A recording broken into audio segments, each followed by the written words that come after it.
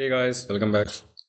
In the last session, we have created the account services Docker image. Okay.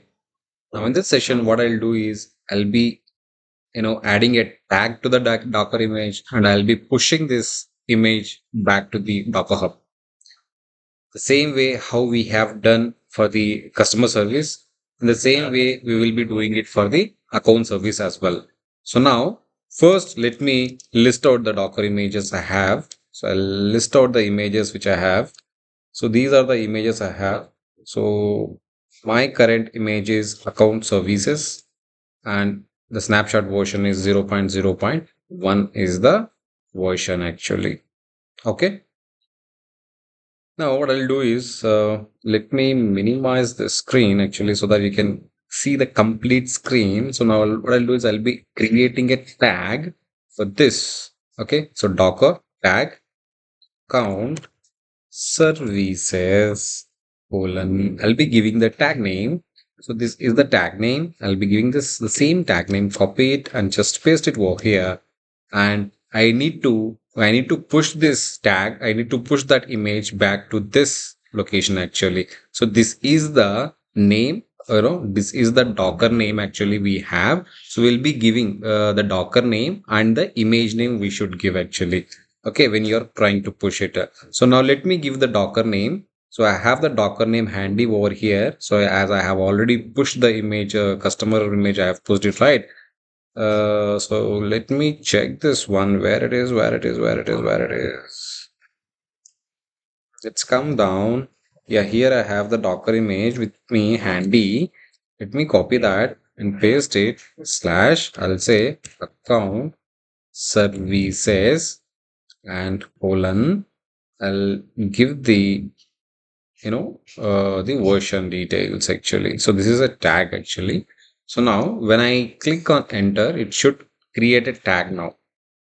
Okay, it is created a tag. So if you want to recheck it, whether it is whether the tag is created or not, so you'll be typing Docker images. You'll be checking the Docker images. If you check the Docker images, so you'll see a tag called you'll see the same tag which we have created just now. So let me check that actually. Where it is.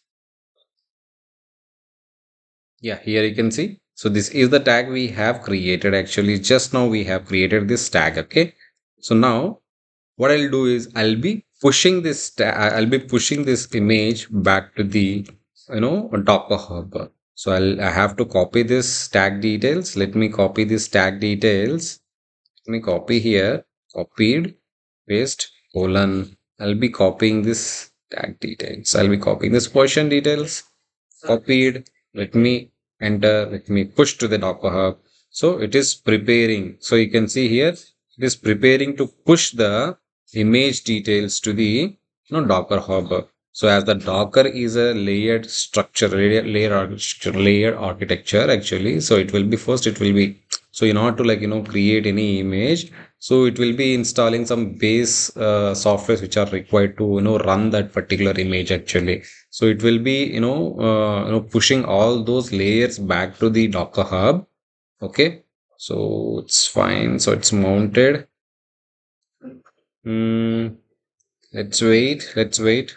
So once we get success, we can say that you can see here.